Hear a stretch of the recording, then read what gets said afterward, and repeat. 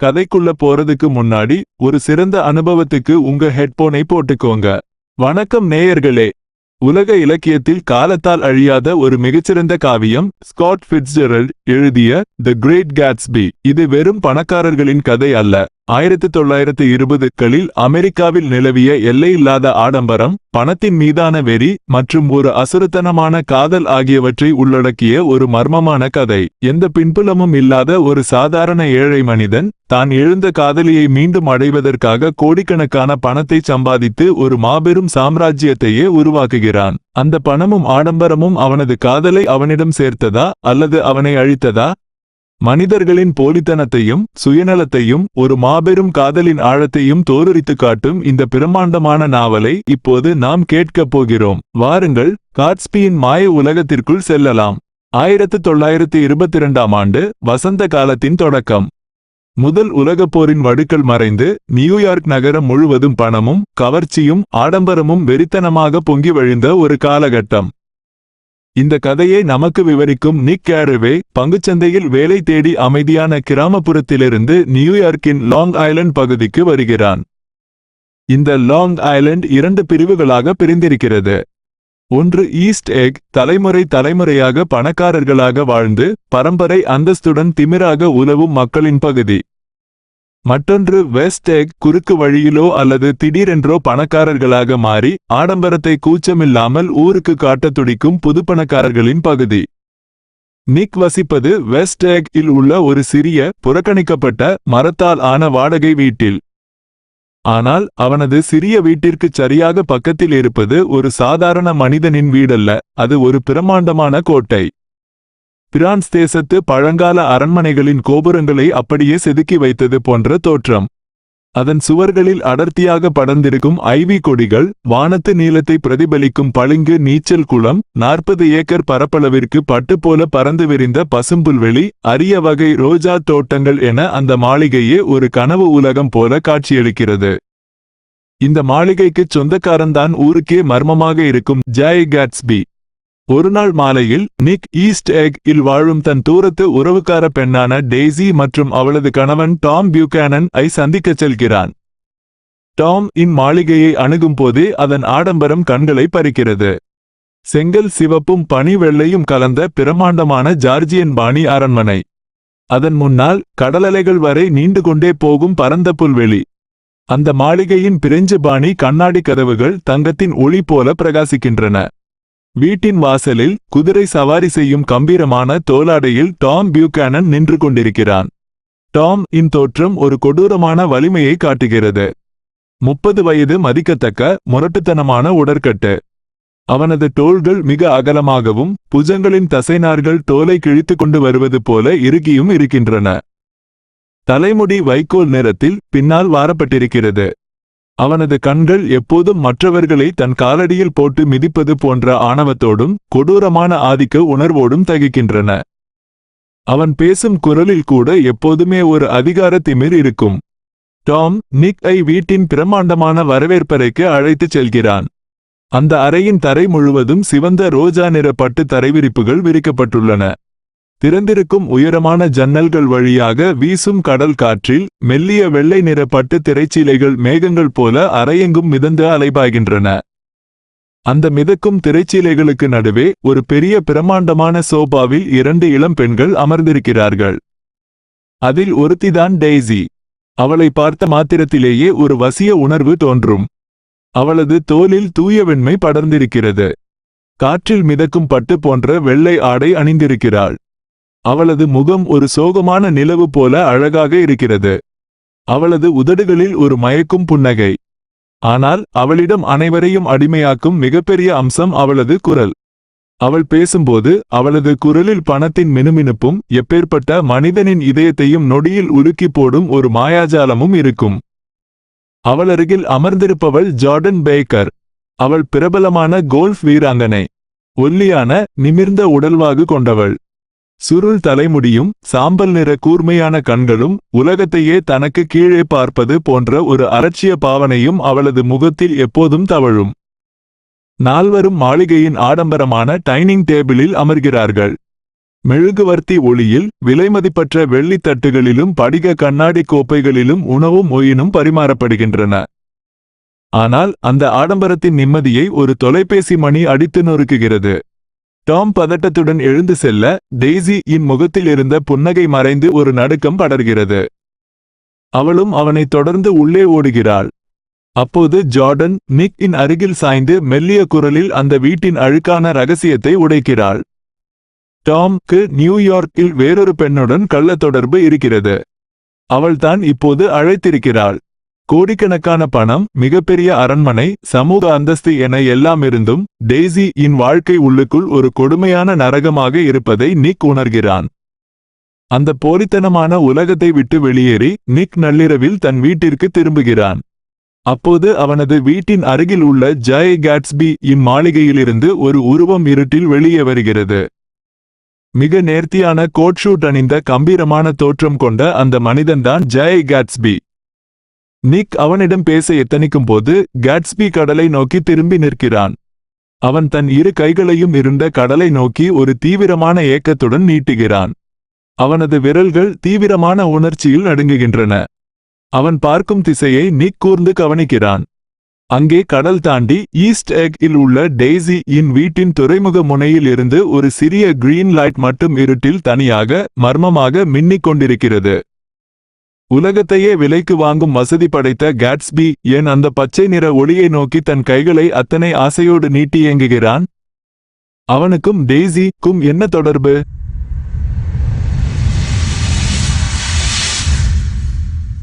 West egg மற்றும் New York city ஆகிய இரண்டு ஆடம்பர நகரங்களுக்கும் நடுவில் ஒரு பயங்கரமான இடம் இருக்கிறது. அந்த பகுதிக்கு பெயர் வேலி ஆஃப் ஆஷஸ். இங்கே விவசாயம் நிலத்தில் நடக்காது. செழிப்பான மரங்களோ பசுமையோ கிடையாது. எல்லாமே சாம்பல்தான். சுற்றிலும் தொழிற்சாலைகளின் புகை, காற்றில் பறக்கும் தூசி, உழைத்து ஓடாய் தேய்ந்து போன சாம்பல் நிற மனிதர்கள் என அது ஒரு நரகத்தைப் போல காட்சியளிக்கும். இந்த இருண்ட, வறுமை படிந்த இடத்தின் மேலே ஒரு மிகப்பெரிய விளம்பர பலகை பல வருடங்களாக இருக்கிறது. அதில் டாக்டர் டி.ஜே. எக்கில்பர்க் என்பவரின் முகம் வரையப்பட்டுள்ளது. அந்த முகத்திற்கு மூக்கோ வாயோ கிடையாது. இரண்டு பிரம்மாண்டமான நீல நிற கண்கள் மற்றும் மஞ்சள் நிற கண்ணாடி மட்டும்தான். அந்த கண்கள் இந்த வேலி ஆஃப் ஆஷஸில் நடக்கும் அனைத்து மனித பாவங்களையும் குற்றங்களையும் அமைதியாக மேலே இருந்து பார்த்து கொண்டே இருப்பது போல ஒரு அமானுஷ்யமான உணர்வை ஏற்படுத்தும். ஒருநாள் மதியம் நிக் மற்றும் டாம் இருவரும் ரயிலில் நியூயார்க் சிட்டி நோக்கி பயணம் செய்து கொண்டிருக்கிறார்கள். ரயில் வேலி ஆஃப் ஆஷஸ் பகுதியை கடக்கும்போது டாம் திடீரென்று நிக்கின் கையை பிடித்து இழுத்து, கீழே இறங்கு, உனக்கு என்னுடைய பெண்ணை அறிமுகப்படுத்துகிறேன் என்று அதிகாரமாக சொல்கிறான். டாம் தனது கள்ளக்காதலியை எந்த ஒரு குற்ற உணர்ச்சியும் வெட்கமும் இல்லாமல் நிக்கு அறிமுகம் செய்ய துணிகிறான். இருவரும் ரயிலை விட்டு இறங்கி அந்த புழுதி படிந்த சாலையில் நடந்து ஒரு பழைய கார் ரிப்பேர் செய்யும் ஷெட்டுக்கு செல்கிறார்கள்.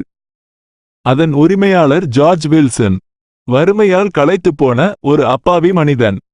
அவனது மனைவிதான் மேட்டல். மேட்டல் மிக அழகானவள் அல்ல, ஆனால் அவளிடம் ஒரு அசாத்தியமான உடல் கவர்ச்சியும் பணத்துக்கான வெறித்தனமான ஆசையும் இருக்கிறது.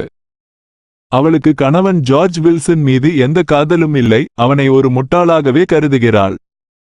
டாம் அவளை பார்த்தவுடன் ரகசியமாக கண்களால் சைகை செய்கிறான். கணவன் கண் முன்னாலேயே நடக்கும் அந்த சைகையை புரிந்து கொண்ட மேட்டல் தன்னுடைய கணவனை ஏமாற்றிவிட்டு நியூயார்க் சிட்டிக்கு வரும் அடுத்த ரயிலில் ரகசியமாக ஏறிக்கொள்கிறாள். வழியில் தனக்கு ஒரு நாய்க்குட்டி வேண்டும் என்று மேட்டல் அடம் பிடிக்க டாம் பணத்தை வீசி அதை வாங்கிக் கொடுக்கிறான். நியூயார்க் சிட்டியில் டாம் தன்னிடம் இருக்கும் அதீத பணத்தை கொண்டு மேட்டலுக்காக ஒரு ரகசிய அபார்ட்மெண்ட் வாங்கி வைத்திருக்கிறான். அந்த அபார்ட்மெண்ட் மிகவும் சிறியது, ஆனால் மேட்டல் அங்கே மிக பெரிய ஆடம்பரமான நாற்காலிகள் மற்றும் பொருட்களை அடைத்து வைத்திருக்கிறாள். அது அவளுடைய பேராசையின் அடையாளமாக இருக்கிறது. அங்கே மேட்டலின் தங்கை கேத்ரீன் மற்றும் சில அக்கம்பக்கத்து ஆட்களை அழைத்து ஒரு சிறிய பார்ட்டி நடக்கிறது. விலையுயர்ந்த மதுபானங்கள் தாராளமாக திறக்கப்படுகின்றன. நிக் தனது வாழ்வில் இரண்டாவது முறையாக அன்றுதான் அதிகமாக மது அருந்துகிறான். அதனால் அங்கு நடக்கும் விஷயங்கள் எல்லாமே அவனுக்கு ஒருவிதமான மயக்க நிலையில்தான் தெரிகிறது. மேட்டல் டாமின் பணத்தில் வாங்கிய விலையுயர்ந்த ஆடைகளை அணிந்து கொண்டு ஒரு மிகப்பெரிய கோடீஸ்வர பெண் போல பெருமையாக நடந்து கொள்கிறாள். அவளது நடவடிக்கை முற்றிலும் மாறுகிறது. தான் ஏதோ டாமின் அதிகாரப்பூர்வ மனைவி என்பதைப் போல அவளது கர்வம் தலைக்கேறுகிறது. தன்னிடம் டாம் சீக்கிரமே டெய்ஸியை விவாகரத்து செய்துவிட்டு தன்னை திருமணம் செய்து கொள்வான் என்று மற்றவர்களிடம் பெருமையாக பேசிக் கொண்டிருக்கிறாள். பார்ட்டி உச்சகட்டத்தை அடையும் போது பேச்சினிடையே டாமின் உண்மையான மனைவி டெய்ஸியின் பெயர் அடிபடுகிறது. டாம் மேட்டல் இடம் என் மனைவியின் பெயரை நீ உச்சரிக்கக்கூடாது என்று கடுமையாக எச்சரிக்கிறான். ஆனால் மது போதையிலும் பணத்தின் திமிரிலும் இருந்த மேட்டல் டாமை வம்பிழுப்பதற்காக டெய்ஸி டேசி டேசி நான் நினைத்தால் எத்தனை முறை வேண்டுமானாலும் அவளின் பெயரைச் சொல்வேன் என்று கத்தி அவனை கேலி செய்கிறாள். கோபத்தின் உச்சிக்குச் சென்ற டாம் ஒரு நொடி கூட யோசிக்கவில்லை. தன்னுடைய முழு பலத்தையும் ஒன்று திரட்டி மேட்டலின் முகத்தில் ஓங்கி ஒரு அறை விடுகிறான். அந்த அறையின் கொடூரமான வேகத்தில் மேட்டலின் மூக்கு உடைந்து ரத்தம் கொட்டத் தொடங்குகிறது. அதுவரை சிரிப்பும் கொண்டாட்டமுமாக இருந்த அந்த அறை மேட்டலின் வலி நிறைந்த அலறல் சத்தத்தால் நிறைகிறது. ஒரு கோடீஸ்வரன் தன்னிடம் பணம் இருக்கிறது என்ற ஒரே காரணத்திற்காக எந்த ஒரு பெண்ணையும் விலைக்கு வாங்கலாம், அவளை நினைத்த நேரத்தில் ஒரு மிருகத்தைப் போல தாக்கலாம் என்ற டாமின் உண்மையான அரக்க முகம் அங்கே வெளிப்படுகிறது. அந்த இரத்தக்களரிக்கு நடுவே போதையில் தள்ளாடியபடி நிக் அந்த இடத்தை விட்டு அமைதியாக வெளியேறுகிறான். இருட்டில் வேலி ஆஃப் ஆஷஸில் இருந்த டாக்டர் டி.ஜே. ஏக்கல்பர்கின் பிரமாண்டமான கண்கள் இதை அனைத்தையும் பார்த்து கொண்டுதான் இருந்தன. வெஸ்ட் எக் பகுதியில் இருக்கும் ஜாய் கேட்ஸ்பி மாளிகையில் நடக்கும் இரவு நேர கொண்டாட்டங்கள் ஒட்டுமொத்த நியூயார்க் நகரத்தையே திரும்பி பார்க்க வைக்கும் அளவுக்கு ஆடம்பரமானவை. கோடைக்காலத்தின் ஒவ்வொரு வெள்ளிக்கிழமையும் 5 பெரிய லாரிகளில் ஆரஞ்சு மற்றும் எலுமிச்சை பழங்கள் வந்து இறங்கும். திங்கட்கிழமை காலையில் அந்த பழங்களின் தோல்கள் மட்டும் மலை போல குவிந்து கிடக்கும். சனி மற்றும் ஞாயிறு இரவுகளில் அவனது மாளிகை ஒரு தேவதை கதையில் வரும் மாய உலகமாக மாறிவிடும். பிரம்மாண்டமான ரால்ஸ் ராய்ஸ் கார்கள் விருந்தினர்களை ஏற்றி வந்து இறக்கிவிட்டு கொண்டே இருக்கும். மாளிகையின் 40 ஏக்கர் தோட்டங்களில் வண்ண விளக்குகள் விண்மீன்களைப் போல மினுமினுக்கும். பிரம்மாண்டமான உணவு மேசைகளில் சுடச்சுட சமைக்கப்பட்ட விலையுயர்ந்த பன்றி இறைச்சி, கண்கவர் வண்ணங்களில் அலங்கரிக்கப்பட்ட வான்கோழிகள், தங்கம் போல மின்னும் தின்பண்டங்கள் என மலை போல குவிக்கப்பட்டிருக்கும். அதைவிட முக்கியமாக ஒரு பெரிய இசைக்குழு அங்கே வரவழைக்கப்பட்டிருக்கும். இது ஏதோ 2-3 பேர் வாசிக்கும் குழு அல்ல. சாக்ஸ்போன், ட்ரம்பெட், வயலின் என ஒரு முழுமையான சிம்பனி ஆர்கெஸ்ட்ரா. இரவு மெல்ல மெல்ல இருட்டத் தொடங்கும் போது இசையின் வேகம் கூடும். தடை செய்யப்பட்ட விலையுயர்ந்த மதுபானங்கள் தண்ணீர் போல பாய்ந்தோடும். யாருமே அழைக்கப்படாமல் அந்த மாளிகைக்குள் நூற்றுக்கணக்கான பணக்காரர்கள், நடிகர்கள், தொழிலதிபர்கள் என அனைவரும் வந்து குவிவார்கள். அவர்கள் யாருக்குமே ஜாய் கேட்ஸ்பி யார் என்று தெரியாது, அவனை பார்த்தது கூட கிடையாது. அவர்களுக்கு தேவையானது இலவச மதுவும் நடனமும் மட்டும்தான். ஆனால் நிக் கேடவே மட்டும் ஒரு வித்தியாசமான விருந்தினராக அந்த மாளிகைக்குள் நுழைகிறான். ஏனென்றால் அந்த பெரிய கூட்டத்தில் முறையாக அழைப்பிதழ் கொடுக்கப்பட்டு வந்த ஒரே நபர் நிக் மட்டும்தான். வெள்ளை நிற உடையில் அந்த பிரம்மாண்டமான கூட்டத்திற்குள் நிக் நுழைகிறான். அங்கே எல்லோரும் போதையில் மிதந்து கொண்டிருக்கிறார்கள். கூட்டத்திற்குள் கேட்ஸ்பி-யை பற்றி பலவிதமான வதந்திகள் கிசுகிசுக்கப்படுகின்றன. ஒருத்தி சொல்கிறாள், கேட்ஸ்பி யாரோ ஒருவரை கொலை செய்துவிட்டு தப்பி வந்தவன். இன்னொருவன் சொல்கிறான், அவன் முதல் உலகப் போரில் ஜெர்மன் நாட்டுக்கு ஆதரவாக செயல்பட்ட ஒரு இரகசிய உளவாளி. இப்படி அவனை பற்றி மர்மமான கதைகள் அந்த மாளிகை முழுவதும் பரவி கிடக்கின்றன. நிக் அந்த கூட்டத்தில் தன்னந்தனியாக தவிக்கிறான். அப்போது அங்கே ஜார்டன் பேக்கர் ஐ சந்திக்கிறான். இருவரும் சேர்ந்து அந்த மாளிகையை சுற்றி பார்க்கிறார்கள். அவர்கள் மாளிகையின் பிரம்மாண்டமான நூலகத்திற்குள் நுழைகிறார்கள். அது மிகப்பழமையான மரவேலைப்பாடுகள் செய்யப்பட்ட ஒரு அறை. அங்கே ஆந்தை போன்ற பெரிய கண்ணாடி அணிந்த ஒரு மனிதன், ஆல் ஆய்ட் மேன், போதையில் தள்ளாடியபடி புத்தகங்களை பார்த்து கொண்டிருக்கிறான். அவன் நிக் ஐ பார்த்து ஆச்சரியமாகச் சொல்கிறான், இந்த புத்தகங்கள் எல்லாமே உண்மையானவை. நான் இவையெல்லாம் வெறும் அட்டைப்பெட்டிகளால் செய்யப்பட்ட போலி புத்தகங்கள் என்று நினைத்தேன். ஆனால் எல்லாமே நிஜம். ஆனால் கவனியுங்கள், இந்த புத்தகங்களின் பக்கங்கள் இன்னும் பிரிக்கப்படவே இல்லை. இதன் அர்த்தம், கேட்ஸ்பி அந்த புத்தகங்களை படிப்பதற்காக வாங்கவில்லை, தன்னை ஒரு பெரிய அறிவாளியாக காட்டிக்கொள்ளவும், அந்த மாளிகைக்கு ஒரு பழமையான கம்பீரத்தை கொடுக்கவும் ஒரு நாடக செட் போல அதை வடிவமைத்து வைத்திருக்கிறான் என்பது நிக்கு புரிகிறது. அந்த மாளிகையில் நடக்கும் எல்லாமே ஒரு மாயை என்பதை அந்த நூலகம் உணர்த்துகிறது. நள்ளிரவு நெருங்குகிறது. நிக் மற்றும் ஜார்டன் ஒரு மேஜையில் அமர்ந்து மது அருந்திக் கொண்டிருக்கிறார்கள். அவர்களுக்கு எதிரே 30 வயது மதிக்கத்தக்க ஒரு வசீகரமான இளைஞன் அமர்ந்திருக்கிறான். அவன் நிக் ஐ பார்த்து புன்னகைத்து, நாம் இதற்கு முன் சந்தித்திருக்கிறோமா? முதல் உலகப் போரில் நீங்கள் 3rd டிவிஷன் படையில் இருந்தீர்களா என்று கேட்கிறான். நிக் ஆச்சரியத்துடன் ஆமாம் என்கிறான். இருவரும் போரை பற்றி பேசத் தொடங்குகிறார்கள். அந்த இளைஞன் நிக் ஐ பார்த்து ஒரு சிறப்பான புன்னகையை உதிர்க்கிறான். அந்த புன்னகையில் ஒரு அசாத்தியமான நம்பிக்கை இருக்கிறது. ஒரு மனிதன் தன்னை எந்த அளவுக்கு புரிந்து கொள்ள வேண்டும் என்று ஆசைப்படுவானோ அந்த அளவுக்கு புரிந்து கொண்டது போன்ற ஒரு அபூர்வமான புன்னகை அது. நிக் அவனிடம், நான் இந்த மாளிகையின் உரிமையாளர் கேட்ஸ்பி-யை பார்க்க வேண்டும் என்கிறான். அதற்கு அந்த இளைஞன் அமைதியாகச் சொல்கிறான், நான் தான் கேட்ஸ்பி. நிக் அதிர்ச்சியில் உறைந்து போகிறான். ஒரு கொடூரமான கொலையாளியாக, முரட்டுத்தனமான வயதான மனிதனாக இருப்பான் என்று நினைத்த கேட்ஸ்பி இவ்வளவு அழகான, பண்பான இளைஞனாக இருப்பதை அவனால் நம்ப முடியவில்லை. ஆனால் அந்த பிரம்மாண்டமான பார்ட்டியில் ஒரு வித்தியாசமான காட்சியை நிக் கவனிக்கிறான். நடனமாடும் பெண்கள், போதையில் உளரும் மனிதர்கள், தள்ளாடும் ஜோடிகள் என அந்த மாளிகையே ஒரு பைத்தியக்கார விடுதி போல மாறிக்கொண்டிருக்கிறது. ஆனால் கேட்ஸ்பி ஒரு சொட்டு மது கூட அருந்தவில்லை. அவன் மாளிகையின் பளிங்கு படிகளில் தனியாக நின்று தன்னிடம் இலவசமாக மது குடித்துவிட்டு ஆடும் அந்த கூட்டத்தை எந்தவிதமான உணர்ச்சியும் இல்லாமல் வேடிக்கை மட்டும் பார்த்து கொண்டிருக்கிறான். அவன் அந்த பார்ட்டியில் இல்லை, ஆனால் அந்த பார்ட்டி அவனுக்காக நடக்கிறது. அதிகாலை நேரம் நெருங்குகிறது. பார்ட்டி முடிந்து விருந்தினர்கள் வெளியேறுகிறார்கள். மாளிகைக்கு வெளியே ஒரு பெரிய சத்தம் கேட்கிறது. ஒரு கார் கட்டுப்பாட்டை இழந்து சாலையோர பள்ளத்தில் விழுந்து அதன் சக்கரம் கழன்று ஓடுகிறது. அந்த காரிலிருந்து நூலகத்தில் பார்த்த அந்த ஆந்தை கண்ணாடி மனிதனும் இன்னொரு போதையான மனிதனும் எந்த பதட்டமும் இல்லாமல் இறங்குகிறார்கள். கார் ஓடவில்லையா? பரவாயில்லை, அப்படியே விட்டுவிடுவோம் என்று மிக அலட்சியமாக சொல்கிறார்கள். அந்த பணக்காரர்களுக்கு பொறுப்போ மற்றவர்கள் மீதான அக்கறையோ சிறிதும் கிடையாது என்பதை அந்த காட்சி உணர்த்துகிறது. இந்த குழப்பங்களுக்கு நடுவே மாளிகைக்குள்ளிருந்து ஒரு வேலைக்காரன் ஓடி வந்து ஜார்டன் பேக்கர் இடம் ஒரு செய்தியை சொல்கிறான். மிஸ்டர் கேட்ஸ்பி உங்களை உள்ளே தனியாக சந்திக்க விரும்புகிறார். ஜார்டனுக்கு ஒரே ஆச்சரியம். இவ்வளவு பெரிய கூட்டத்தில், அதுவும் அவனுக்கு சம்பந்தமே இல்லாத தன்னை மட்டும் அவன் ஏன் தனியாக அழைக்க வேண்டும்? 1 மணி நேரம் கழித்து ஜார்டன் திரும்பி வருகிறாள். அவளது முகம் அதிர்ச்சியிலும் அதீத ஆச்சரியத்திலும் உறைந்திருக்கிறது. அவள் நிக் இடம் ரகசியமாக சொல்கிறாள், நான் இப்போது ஒரு பிரம்மாண்டமான, நம்ப முடியாத ஒரு விஷயத்தை கேட்டேன்.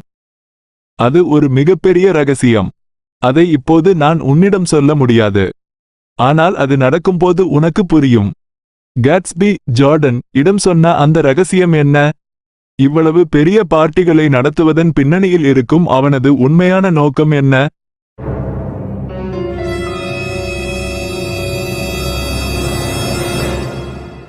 ஞாயிற்றுக்கிழமை காலை வெஸ்டேக் பகுதியில் முந்தைய நாள் நடந்த பிரம்மாண்டமான கேளிக்கைகள் எல்லாம் முடிந்து ஒரு சோம்பேறித்தனமான அமைதி நிலவுகிறது. நிக்கார் ரெவேயின் சிறிய மர வீட்டிற்கு வெளியே ஒரு மிகப்பெரிய வாகனத்தின் சத்தம் கேட்கிறது. நிக் வெளியே வந்து பார்த்தால் அந்த அரண்மனை மாளிகையின் அதிபரான ஜே காட்ஸ்பி தனது அதியற்புதமான காரில் வந்து நிற்கிறான்.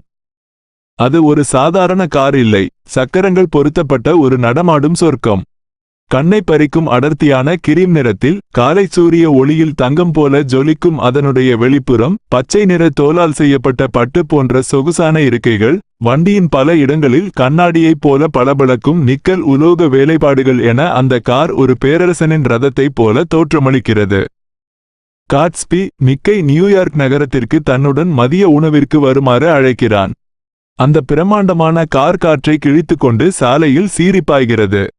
பயணத்தின் நடுவே காட்ஸ்பி மிக நிதானமாக தனது கடந்த காலத்தை பற்றி நிக்கிடம் பேசத் தொடங்குகிறான். என்னை பற்றி இந்த பகுதி முழுவதும் பலவிதமான வதந்திகள் இருப்பதை நான் அறிவேன். ஆனால் இன்று என் உண்மையான வரலாற்றை உனக்குச் சொல்கிறேன் என்று ஆரம்பிக்கிறான். தான் அமெரிக்காவின் மத்திய மேற்கில் மிடில் வெஸ்ட் உள்ள ஒரு மிகப்பெரிய பாரம்பரியமான பணக்கார குடும்பத்தில் பிறந்ததாகவும், தன் குடும்பத்தினர் அனைவரும் இறந்துவிட்டதால் அந்த பெரும் சொத்து முழுதும் தனக்கு கிடைத்ததாகவும் கூறுகிறான்.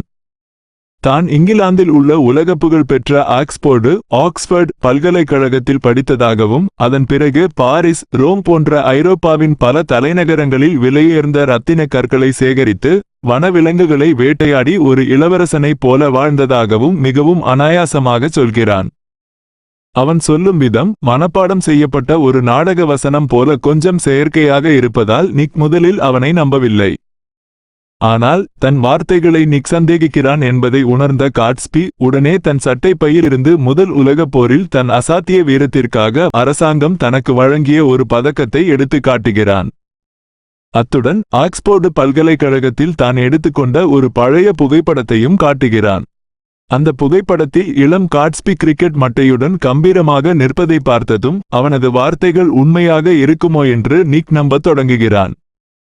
கார் நியூயார்க் நகரத்தை நெருங்கும் போது ஒரு போலீஸ்காரர் அவர்களை வேகமாக வந்ததற்காக கோபமாக தடுத்து நிறுத்துகிறார்.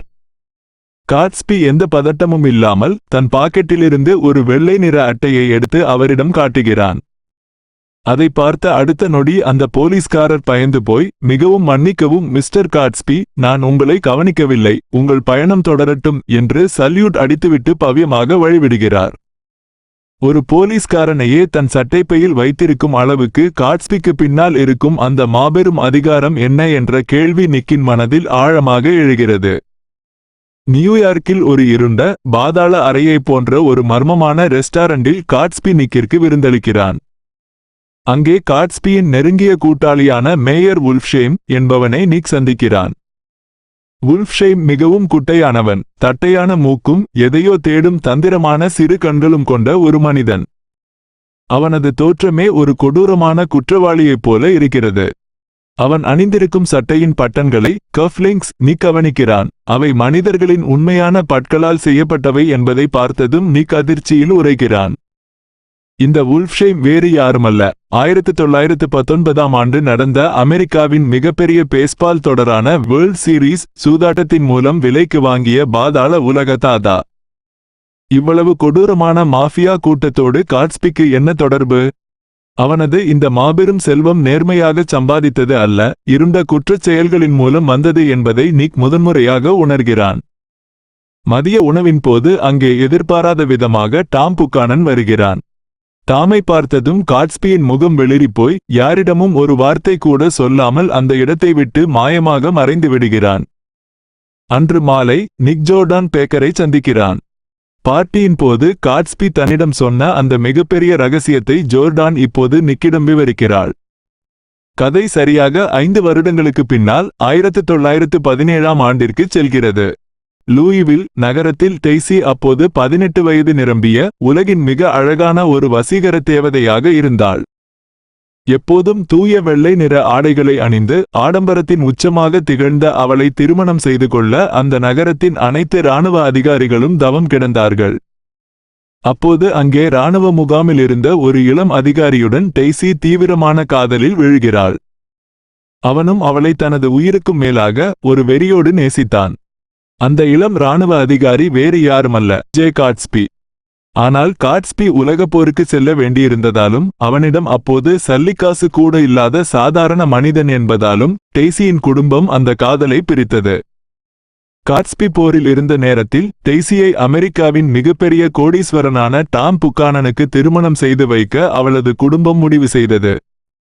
திருமணத்திற்கு முந்தைய நாள் டாம் $3,50,000 மதிப்புள்ள ஒரு விலைமதிப்பற்ற முத்து மாலையை டெய்சிக்கு பரிசாக அனுப்புகிறான். ஆனால் அதே நாள் மாலை போர்க்களத்திலிருந்து காட்ஸ்பி எழுதிய ஒரு உருக்கமான கடிதம் டெய்சிக்கு கிடைக்கிறது. அந்த கடிதத்தை படித்த டெய்சி பைத்தியம் பிடித்தவள் போல அழுகிறாள். விலைமதிப்பற்ற அந்த முத்து மாலையை குப்பை தொட்டியில் வீசிவிட்டு எனக்கு இந்த கல்யாணம் வேண்டாம் என்று கதறுகிறாள். ஆனால் அடுத்த நாள் காலை எந்த சலனமும் இல்லாமல் அவளது கழுத்தில் அந்த முத்து மாலை மின்ன டாமுடன் அவளுக்கு ஆடம்பரமாக திருமணம் நடந்து முடிகிறது. இப்போது 5 வருடங்கள் உருண்டோடிவிட்டன. டெய்சியை இழந்த காட்ஸ்பி அவளை மீண்டும் அடைவதற்காக தன் வாழ்க்கையையே ஒரு வேள்வியாக மாற்றிவிட்டான். சட்டவிரோதமான வழிகளிலோ பாதாள உலக தாதாக்களுடன் சேர்ந்தோ தன் உயிரை பணயம் வைத்து பல கோடிகளை சம்பாதித்து விட்டான். தான் இழந்த டெய்சியை அவள் வாழும் அதே ஆடம்பர உலகத்தில் தன் காலடியில் கொண்டு வரவேண்டும் என்பதற்காகவே அவளது ஈஸ்டேக் மாளிகைக்கு நேர் எதிராக கடலின் அக்கறையில் வெஸ்டேக்கில் அந்த பிரம்மாண்டமான அரண்மனையை விலைக்கு வாங்கியிருக்கிறான். அந்த பெரிய பார்ட்டிகள், அந்த வெளிச்சம், அந்த ஆடம்பரம் எல்லாமே ஒருநாள் டெய்சி அந்த கூட்டத்தில் வந்து சிக்க மாட்டாளா என்ற ஒரு தீராத தவிப்பில்தான். அந்த பச்சை விளக்கு டெய்சியின் வீட்டின் துறைமுக விளக்குதான். இருட்டில் தவித்து தவித்து அதைத்தான் காட்ஸ்பி தினமும் பார்த்து கொண்டிருக்கிறான். இப்போது காட்ஸ்பி ஜோர்டான் மூலமாக நிக்கிடம் ஒரு உதவியை கேட்கிறான். நிக் தன்னுடைய சிறிய வீட்டிற்கு டெய்சியை மட்டும் தனியாக தேநீர் அருந்த அழைக்க வேண்டும். அவள் வரும் அந்த தருணத்தில் காட்ஸ்பி தற்செயலாக அங்கே வந்து அவளை சந்திக்க வேண்டும். இதுதான் அவனது மாபெரும் திட்டம். 5 வருடங்களுக்கு பிறகு தான் நேசித்த ஒரு பெண்ணுக்காக ஒரு மாபெரும் சாம்ராஜ்யத்தையே உருவாக்கி அவளுக்காக காத்து கிடக்கும் இந்த காதலனை தன் கண்முன் காணும்போது டெய்சி என்ன செய்வாள்? கடந்த 5 வருடங்களாக ஒரு மனிதன் தன் நெஞ்சில் வளர்த்து வந்த மாபெரும் கனவு நிஜமாக போகும் ஒரு மாய தருணம். அன்று இரவு நிக் வெளியே சென்றுவிட்டு வெஸ்ட் எக் பகுதியில் உள்ள தன் வீட்டிற்கு திரும்புகிறான். தூரத்தில் வரும்போதே ஒரு விசித்திரமான காட்சியை பார்க்கிறான். அவனது வீட்டிற்கு பக்கத்தில் இருக்கும் கேட்ஸ்பி இன் பிரம்மாண்டமான மாளிகை முழுவதும் மூலை முடுக்கெல்லாம் மின்விளக்குகள் எரியவிடப்பட்டு ஒரு பெரிய நெருப்பு பந்து போல தகதகவென தனியாக எரிந்து கொண்டிருக்கிறது. ஆனால் அங்கே எந்த ஒரு பார்ட்டியும் நடக்கவில்லை. ஒரு மனித குரல் கூட கேட்கவில்லை. அந்த மாளிகையில் ஒரு முழுமையான நிசப்தம் நிலவுகிறது. நிக் தன் வீட்டை நெருங்கும் போது இருட்டில் மரங்களுக்கு நடுவே இருந்து கேட்ஸ்பி வெளியே வருகிறான். அவனது உள்ளம் ஒருவிதமான பதட்டத்திலும் சொல்ல முடியாத ஒரு எதிர்பார்ப்பிலும் தவித்துக் கொண்டிருப்பதை நிக் உணர்கிறான். நிக் அவனிடம், நான் நாளை மறுநாள் டெய்சியை என் வீட்டிற்கு தேநீர் அருந்த அழைக்கப் போகிறேன் என்று சொல்கிறான். அதை கேட்ட அடுத்த நொடி கேட்ஸ்பி இன் முகத்தில் 1000 வாட்ஸ் பல்ப் எரிந்தது போன்ற ஒரு வெளிச்சம். ஆனால் அதே சமயம் அவனுக்குள் ஒரு பயமும் தொற்றிக் கொள்கிறது. உனக்கு எந்த சிரமமும் வேண்டாம், நான் எல்லாவற்றையும் பார்த்துக் கொள்கிறேன் என்று பதறுகிறான். அந்த குறிப்பிட்ட நாள் வருகிறது. காலை முதலே வானம் இருண்டு கடுமையான மழை கொட்டி தீர்க்கிறது. மதியம் 2 மணிக்கே நிக் இன் வீட்டிற்கு ஒரு பெரிய வண்டி நிறைய மலர்கள் வந்து இறங்குகின்றன. கேட்ஸ்பி ஒரு மிகப்பெரிய பூக்கடையையே நிக் இன் சிறிய வீட்டிற்குள் கொண்டு வந்து வைத்துவிட்டான். வீடே ஒரு நறுமணச் சோலையாக மாறுகிறது. மதியம் 3 மணிக்கு கேட்ஸ்பி வருகிறான். அவன் அணிந்திருக்கும் ஆடை ஒரு தேவதூதனைப் போல இருக்கிறது. தூய வெள்ளை நிற ஃபிளானல் ஷூட், பளபளக்கும் வெள்ளி நிற சட்டை மற்றும் தங்க நிறத்திலான டாய் அணிந்திருக்கிறான். ஆனால் அவனது முகம் மரண பயத்தில் இருப்பவனைப் போல வெளிறிப் போயிருக்கிறது. கடந்த பல இரவுகளாக அவன் தூங்கவே இல்லை என்பது அவனது கண்களில் இருக்கும் கருவளையங்களில் தெரிகிறது. மணி 4 ஆகிறது. அவள் வரமாட்டாள், இது ஒரு முட்டாள்தனமான ஏற்பாடு, நான் கிளம்புகிறேன் என்று கேட்ஸ்பி குழந்தையைப் போல பயந்து நடுங்குகிறான். சரியாக அந்த நேரத்தில் வெளியே மழையில் ஒரு திறந்தவெளி சொகுசு கார் வந்து நிற்கும் சத்தம் கேட்கிறது. நிக் கதவை திறக்கிறான். குடையின் கீழே மழலையும் காதலும் கலந்த அந்த வசீகரமான குரலில், என்னை இங்கே வரவழைத்தது உனக்கு சம்மதம்தானா என்று சிரித்துக்கொண்டே உள்ளே நுழைகிறாள் டெய்சி. நிக் அவளை வரவேற்று ஹாலுக்கு அழைத்துச் செல்கிறான். ஆனால் அங்கே ஒரு ஆச்சரியம். ஹாலில் இருந்த கேட்ஸ்பியை காணவில்லை. அவன் எங்கே போனான் என்று நிக் குழம்பும் போது வீட்டின் முன்பக்க கதவு தட்டப்படுகிறது. கதவை திறந்தால் அங்கே கொட்டும் மழையில் முழுவதுமாக நனைந்தபடி ஒரு குற்றவாளியைப் போல பரிதாபமாக நிற்கிறான் கேட்ஸ்பி. அவன் பின்வாசல் வழியாக வெளியே ஓடி மீண்டும் மழையில் நனைந்து முன்பக்க கதவு வழியாக வந்திருக்கிறான். கேட்ஸ்பி மெல்ல உள்ளே நுழைந்து மழையில் நனைந்தபடி டெய்சி இன் எதிரே போய் நிற்கிறான். 5 வருடங்கள், பல 1000 பகல்கள், பல 1000 இரவுகள், உயிரை கொடுத்து சம்பாதித்த பல கோடி பணம் என எல்லாமே இந்த ஒரு நொடிக்காகத்தான். டெய்சி அவனை கண்டதும் அதிர்ச்சியில் உறைந்து போகிறாள். உங்களை பார்த்து ரொம்ப நாள் ஆகிவிட்டது என்று அவளது குரல் உடைகிறது. அறைக்குள் ஒரு பயங்கரமான மூச்சு முட்டும் அமைதி நிலவுகிறது. கேட்ஸ்பி பதட்டத்தில் ஒரு அலங்கார பொருளின் மீது சாய்ந்து நிற்க அங்கே இருக்கும் ஒரு பழைய கடிகாரம் கீழே விழப்போகிறது. அதை தன் கைகளால் பாய்ந்து பிடிக்கிறான் கேட்ஸ்பி. கீழே விழப்போன அந்த கடிகாரம் கடந்த 5 வருடங்களாக ஓடாமல் நின்று போன அவனது காலத்தின் குறியீடு. அந்த உடைந்த காலத்தை மீண்டும் ஒட்ட வைக்க அவன் செய்யும் போராட்டமே அது. அந்த அறையில் இருக்கும் இறுக்கத்தை தாங்க முடியாமல் நிக் அவர்களை தனியாக விட்டுவிட்டு வீட்டை விட்டு வெளியேறுகிறான். வெளியே கொட்டும் மழையில் ஒரு பெரிய மரத்தின் அடியில் நிக் அரை மணி நேரம் தனியாக நிற்கிறான். பிறகு மழை மெல்ல நிற்கிறது. வானத்தில் மேகங்கள் விலகி பிரகாசமான சூரிய ஒளி பூமி முழுவதும் பரவுகிறது. நிக் மெல்ல வீட்டுக்குள் நுழைகிறான். இப்போது அந்த அறையின் காட்சியே மாறிவிட்டது. கேட்ஸ்பி இன் முகத்தில் அதுவரை இருந்த நடுக்கமும் பயமும் மாயமாக மறைந்து ஒரு வசீகரமான, உலகத்தையே வென்றது போன்ற ஒரு கம்பீரமான புன்னகை தவழ்கிறது. அவனது கண்களில் ஒரு புதிய வெளிச்சம் பிறந்து மின்னுகிறது. மறுபுறம் டெய்ஸி இன் முகத்தில் கண்ணீர் வழிந்தோடி கொண்டிருக்கிறது. ஆனால் அது ஆனந்த கண்ணீர். இருவருக்குள்ளும் இருந்த 5 ஆண்டு கால இடைவெளி அந்த அரை மணி நேரத்தில் சுக்குநூறாக உடைந்து சிதறிவிட்டது. இப்போது கேட்ஸ்பி இருவரையும் அழைத்துக் கொண்டு தன் வாழ்நாள் கனவான அந்த பிரம்மாண்டமான மாளிகையை டெய்ஸிக்கு காட்ட அழைத்துச் செல்கிறான். மாளிகையின் பிரம்மாண்டமான இரும்பு கதவுகளை தாண்டி உள்ளே நுழையும் போது டெய்ஸி அதன் பிரம்மாண்டத்தை பார்த்து வாயடைத்து போகிறாள். மேரி ஆன்ட்வனெட் பாணியில் வடிவமைக்கப்பட்ட இசை அறைகள், பல நூற்றாண்டுகள் பழமையான மர்டன் காலேஜ் நூலகம், தங்கம் மற்றும் பளிங்கு கற்களால் செதுக்கப்பட்ட குளியலறைகள் என அனைத்தையும் சுற்றி காட்டுகிறான். இறுதியாக மாளிகையின் மிக முக்கியமான ஆடம்பரத்தின் உச்சமான அவனது தனிப்பட்ட படுக்கையறைக்கு செல்கிறார்கள். அங்கே சுவரோடு சுவராக பதிக்கப்பட்ட மிகப்பெரிய அலமாரிகளை கேட்ஸ்பி திறக்கிறான். அவற்றுக்குள் இங்கிலாந்திலிருந்து பிரத்யேகமாக தைக்கப்பட்டு வரவழைக்கப்பட்ட விலைமதிப்பற்ற ஆடைகள் குவிந்து கிடக்கின்றன. திடீரென்று கேட்ஸ்பி அந்த அலமாரிகளில் இருக்கும் சட்டைகளை எல்லாம் எடுத்து வெளியே வீசத் தொடங்குகிறான். தூய பட்டு, மிருதுவான லினன், விலையுயர்ந்த பிளானல் என பலவிதமான வண்ணங்களில், பலவிதமான டிசைன்களில் தைக்கப்பட்ட நூற்றுக்கணக்கான சட்டைகள் வானவில் போல காற்றில் பறந்து படுக்கையின் மீது ஒரு மலையென குவிகின்றன. அந்த பட்டுச் சட்டைகளின் குவியலை பார்த்ததும் டெய்ஸி திடீரென்று அந்த சட்டைகளுக்குள் தன் முகத்தை புதைத்துக் கொண்டு தேம்பி தேம்பி அழத் தொடங்குகிறாள். இந்த சட்டைகள், இவை மிகவும் அழகாக இருக்கின்றன. இவ்வளவு அழகான சட்டைகளை நான் என் வாழ்நாளில் பார்த்ததே இல்லை என்று சொல்லி விக்கி விக்கி அழுகிறாள். அவள் அந்த சட்டைகளுக்காக மட்டும் அழவில்லை.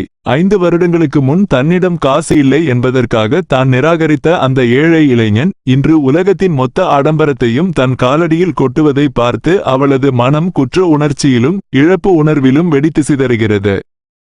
அப்போது இருண்ட மேகங்களுக்கு நடுவே மாலையின் மங்கலான வெளிச்சம் பரவுகிறது. இருவரும் ஜன்னல் அருகே நின்று கடலை பார்க்கிறார்கள். கேட்ஸ்பி மிகவும் மென்மையான குரலில் டெய்ஸி இடம் சொல்கிறான், இன்று இந்த மூடுபனி மட்டும் இல்லாமல் இருந்திருந்தால் கடலின் அந்த பக்கம் இருக்கும் உன் வீட்டை நாம் இங்கிருந்தே பார்த்திருக்கலாம். உன் வீட்டின் துறைமுகத்தின் முடிவில் இரவு முழுவதும் ஒரு பச்சை நிற விளக்கு எரிந்து கொண்டே இருக்குமே. அதை நான் தினமும் இங்கிருந்து பார்த்து கொண்டே இருப்பேன். இதை கேட்டதும் டெய்ஸி இன் இதயம் ஒரு கணம் நின்று துடிக்கிறது. இத்தனை வருடங்களாக அந்த பச்சை விளக்குதான் அவனுக்கு டெய்ஸி இன் அடையாளமாக இருந்தது. அது அவனுக்கு ஒரு கடவுளைப் போல, ஒரு மாபெரும் நட்சத்திரத்தைப் போல வழிகாட்டியாக இருந்தது. ஆனால் இப்போது உண்மையான டெய்ஸி அவனது கைகளுக்குள் வந்துவிட்டாள். இனிமேல் அந்த பச்சை விளக்கு வெறும் சாதாரண விளக்குதான். அவனது கற்பனைக்கும் எட்டாத ஒரு மாய உலகம் இப்போது நிஜமாகிவிட்டது. அவர்கள் மாளிகையின் ஹாலுக்கு வருகிறார்கள். அங்கே கேட்ஸ்பி இன் வீட்டில் தங்கியிருக்கும் கிளிப் ஸ்பிரிங்கர் என்ற ஒரு பியானோ கலைஞனை அழைத்து அவர்களுக்கு இசையமைக்கச் சொல்கிறான் கேட்ஸ்பி. அந்த இருண்ட அறையில் ஒற்றை விளக்கின் வெளிச்சத்தில் இனிமையான பியானோ இசை ஒலிக்கத் தொடங்குகிறது. டெய்ஸி கேட்ஸ்பி இன் காதருகில் நெருங்கி வந்து அவனது கைகளை தன் கைகளோடு இறுக்கமாக பற்றிக் கொள்கிறாள். இருவரின் இதய துடிப்பும் அந்த இசையோடு சேர்ந்து ஒன்றாக துடிக்கிறது. நிக் அந்த மாய உலகத்திலிருந்து மெல்ல நழுவி அவர்களை தனியாக விட்டுவிட்டு இருளில் நடந்து தன் வீட்டிற்கு திரும்புகிறான். 5 வருடங்களாக ஒரு மனிதன் தன் கற்பனையில், தன் மூச்சில், தன் இரத்தத்தில் வளர்த்து வந்த ஒரு கனவு இன்று அவனது கைகளுக்குள் கிடைத்துவிட்டது. ஆனால் மனிதனின் கற்பனைக்கு இருக்கும் அந்த அசுரத்தனமான அழகும் முழுமையும் நிஜத்தில் கிடைக்கும்போது அப்படியே இருக்குமா? இத்தனை வருடங்களாக அவன் கட்டியெழுப்பிய அந்த மாபெரும் கனவு உலகத்தின் சுமை உண்மையான டெய்ஸி யால் தாங்கிக் கொள்ளக்கூடியதாக இருக்குமா? இத்தனை நாட்களாக ஆடம்பரத்தின் உச்சமாக ஒரு மர்ம தேவதூதனைப் போல நாம் பார்த்து கொண்டிருந்த ஜாய் கேட்ஸ்பி என்பவன் யார்? அவனது உண்மையான பின்னணி என்ன என்ற ரகசியத்தை நிக் இப்போது நமக்கு உடைக்கிறான். ஜாய் கேட்ஸ்பி என்றொரு மனிதன் உலகத்தில் கிடையவே கிடையாது. அவனது உண்மையான பெயர் ஜேம்ஸ் கேட்ஸ். அவன் அமெரிக்காவின் நார்த் டெகோட்டா மாகாணத்தில் உள்ள ஒரு மிக ஏழ்மையான விவசாய குடும்பத்தில் பிறந்தவன். அவனது பெற்றோர்கள் சேற்றில் உழைத்து வறுமையில் உழன்ற சாதாரண விவசாயிகள். ஆனால் இளம் வயதிலேயே ஜேம்ஸ் கேட்ஸ்க்கு தன் வறுமையான சூழ்நிலையின் மீது கடுமையான வெறுப்பு இருந்தது. அவன் தினமும் இரவில் தூங்குவதற்கு முன் வானத்து நட்சத்திரங்களை பார்த்து தான் ஒரு நாள் இந்த உலகத்தையே ஆளப் பிறந்தவன் என்றும் இந்த சேரும் சகதியுமான விவசாய வாழ்க்கை தனக்கானது இல்லை என்றும் கற்பனை உலகத்தில் மிதப்பான். அவனது கற்பனைகள் மிகவும் பிரமாண்டமானவை. அவனுக்கு 17 வயது இருக்கும்போது லேக் சுப்பீரியர் ஏரிக்கரையில் ஒரு சாதாரண மீன்பிடிக்கும் படகில் வேலை செய்து கொண்டிருந்தான். ஒருநாள் அங்கே ஒரு பிரமாண்டமான தங்கம் போல ஜொலிக்கும் ஒரு மிகப்பெரிய சொகுசு கப்பல் வந்து நங்கூரமிட்டது. அந்த கப்பல் கோடிக்கணக்கான ரூபாய் மதிப்புள்ள செம்புச் சுரங்கங்களுக்கு சொந்தக்காரனான டான் காடி என்ற கோடீஸ்வரனுடையது. அந்த ஆடம்பர கப்பலை பார்த்த அடுத்த நொடியே ஜேம்ஸ் கேட்ஸ் இன் மனதில் ஒரு மாபெரும் மாற்றம் நிகழ்ந்தது. அந்த சொகுசு கப்பல் தான் தன் எதிர்காலம், அங்கேதான் தன் வாழ்க்கை தொடங்கப் போகிறது என்று அவன் முடிவு செய்தான். ஒரு சிறிய படகை எடுத்துக்கொண்டு அந்த கப்பலின் அருகே சென்று அங்கே வரப்போகும் புயலை பற்றி டான் காடி இடம் எச்சரித்தான். டான் காடி அந்த இளைஞனின் கண்களில் இருந்த நெருப்பை பார்த்து வியந்து அவனை தன் கப்பலிலேயே வேலைக்கு சேர்த்து கொண்டான். அந்த நொடி அந்த ஏரிக்கரையில் பழைய ஜேம்ஸ் கேட்ஸ் முற்றிலுமாக செத்துப்போனான். அந்த பிரமாண்டமான கப்பலில் ஏறும்போது அவன் தனக்கு தானே ஒரு புதிய பெயரை சூட்டிக் கொண்டான். அந்த பெயர்தான் ஜாய் கேட்ஸ்பி. அடுத்த 5 வருடங்கள் அந்த கப்பல் உலகத்தின் பல ஆடம்பர நகரங்களுக்கும் பயணித்தது. அந்த 5 வருடங்களில் ஒரு கோடீஸ்வரன் எப்படி உடை அணிய வேண்டும், எப்படி பேச வேண்டும், எப்படி கம்பீரமாக சிரிக்க வேண்டும் என அத்தனை ராஜதந்திரங்களையும் டான் காடி இடமிருந்து ஜாய் கேட்ஸ்பி கற்றுக்கொண்டான். டான் காடி இறந்த பிறகு அவனுக்கு எந்த சொத்தும் கிடைக்கவில்லை என்றாலும் பணக்காரர்கள் வாழும் அந்த மாய உலகத்தின் மொத்த வரைபடமும் அவனது மூளைக்குள் பதிவாகிவிட்டது. இப்படித்தான் எந்த பின்புலமும் இல்லாத ஒரு ஏழை விவசாயி தன்னை தானே ஜாய் கேட்ஸ்பி ஆக செதுக்கிக் கொண்டான். இந்த உண்மையான வரலாறு நிக்கு தெரிய வருகிறது. இப்போது கதை மீண்டும் நிகழ்காலத்திற்கு திரும்புகிறது. ஒருநாள் ஞாயிற்றுக்கிழமை மதியம் நிக் ஜாய் கேட்ஸ்பி இன் வீட்டில் அமர்ந்திருக்கிறான். அப்போது எதிர்பாராத விதமாக அங்கே குதிரை சவாரி செய்யும் ஆடைகளில் 3 பேர் வருகிறார்கள். அதில் ஒருவன் டாம் பியூகானன், மற்றொருவன் மிஸ்டர் ஸ்லான், மூன்றாமவள் ஒரு பெண். அவர்கள் மூவரும் பாரம்பரியமான ஆதிக்க வர்க்கத்தைச் சேர்ந்த கோடீஸ்வரர்கள். ஜாய் கேட்ஸ்பி அவர்களை மிகவும் பவ்யமாக வரவேற்று அவர்களுக்கு மது பரிமாறுகிறான். டாம் பியூகானனுக்கு ஜாய் கேட்ஸ்பியை முன்பே சந்தித்திருந்தாலும் அவனை சுத்தமாக பிடிக்கவில்லை. அவனை ஒரு கீழ்த்தரமான புதுப்பணக்காரனாகவே டாம் பியூகானன் பார்க்கிறான். அப்போது போதையில் இருந்த அந்த பெண் ஜாய் கேட்ஸ்பியை இரவு உணவிற்கு தங்கள் வீட்டிற்கு வருமாறு அழைக்கிறாள். பாரம்பரிய பணக்காரர்களின் குணாதிசயம் தெரியாத ஜாய் கேட்ஸ்பி அந்த அழைப்பை உண்மையானது என்று நம்பி நான் என் காரை எடுத்துக்கொண்டு வருகிறேன் என்று தயாராக உள்ளே செல்கிறான். ஆனால் அந்த அழைப்பு வெறும் போலித்தனமான ஒரு சம்பிரதாயம் மட்டும்தான். இவன் எதற்கு நம்முடன் வர வேண்டும்? இவனை யார் கூப்பிட்டது என்று டாம் பியூகானன் மிக கேவலமாக பேசுகிறான். ஜாய் கேட்ஸ்பி காரை எடுத்துக்கொண்டு வெளியே வருவதற்குள் அந்த மூவரும் தங்கள் குதிரைகளில் ஏறி அவனை அசிங்கப்படுத்திவிட்டு அந்த இடத்தை விட்டு சென்று விடுகிறார்கள். தன் பணத்தால் உலகத்தையே விலைக்கு வாங்கிவிட்டதாக ஜாய் கேட்ஸ்பி நினைத்தாலும் டாம் பியூகானன் போன்ற பாரம்பரிய பணக்காரர்களின் பார்வையில் அவன் இன்னும் ஒரு சாதாரண தெருவோர மனிதன்தான் என்பதை இந்த காட்சி மிக கொடூரமாக உணர்த்துகிறது. இதற்கு அடுத்த சனிக்கிழமை இரவு ஜாய் கேட்ஸ்பி இன் மாளிகையில் வழக்கம் போல அந்த பிரமாண்டமான பார்ட்டி நடக்கிறது. ஆனால் இந்த முறை அந்த பார்ட்டிக்கு டெய்ஸியும் அவளது கணவன் டாம் பியூகானன் வருகிறார்கள். இத்தனை வருடங்களாக ஜாய் கேட்ஸ்பி நடத்திய அத்தனை பார்ட்டிகளின் ஒரே நோக்கமே என்றாவது ஒரு நாள் டெய்ஸி அங்கு வரமாட்டாளா என்பதுதான்.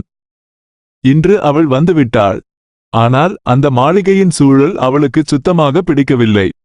வெஸ்ட் எக் பகுதியில் புதிதாக பணக்காரர்களான சினிமாக்காரர்கள், சூதாடிகள், குடிகாரர்கள் என அனைவரும் அநாகரிகமாக கத்திக்கொண்டும் மது போதையில் தள்ளாடிக்கொண்டும் நடனமாடுவது டெய்ஸிக்கு ஒரு அருவருப்பை கொடுக்கிறது. அவளது உலகம் மிகவும் நுட்பமானது, அமைதியானது. இந்த சத்தம் அவளை மூச்சு முட்டச் செய்கிறது. டாம் பியூகானன் அந்த பார்ட்டியை மிகவும் கீழ்த்தரமாக பார்த்து இந்த ஜாய் கேட்ஸ்பி ஒரு கள்ளக்கடத்தல்காரனாகத்தான் இருக்க வேண்டும், அவனுக்கு இவ்வளவு பணம் வேறு எப்படி வரும் என்று சந்தேகப்படுகிறான். பார்ட்டியின் நடுவே ஜாய் கேட்ஸ்பி டெய்ஸி மட்டும் தனியாக சென்று வீட்டின் படிக்கட்டுகளில் அமர்ந்து அரை மணி நேரம் பேசிக்கொண்டிருக்கிறார்கள்.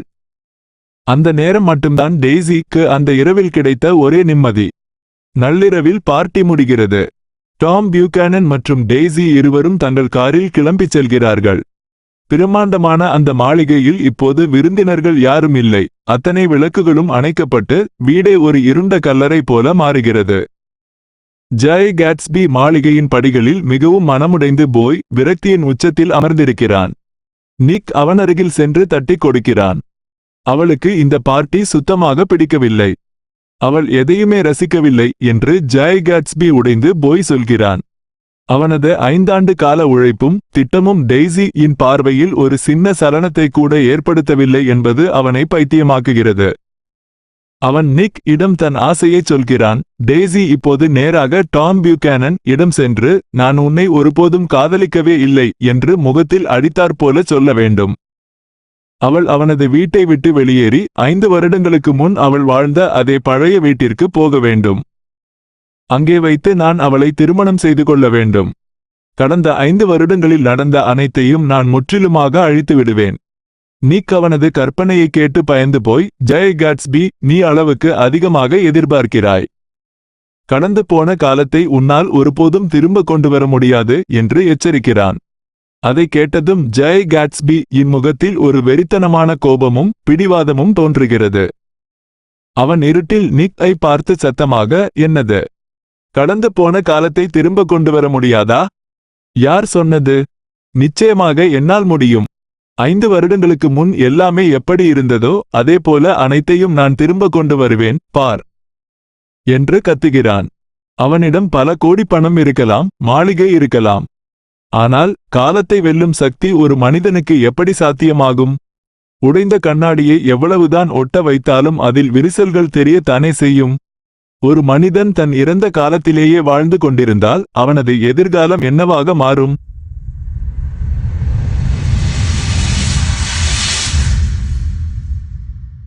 அந்த கோடை காலத்தின் மிக கடுமையான, மூச்சு முட்டும் அளவுக்கு வெப்பம் சுட்டெரிக்கும் ஒரு நாள். வெஸ்ட் எக் பகுதியில் திடீரென்று ஒரு பயங்கரமான அமைதி நிலவுகிறது.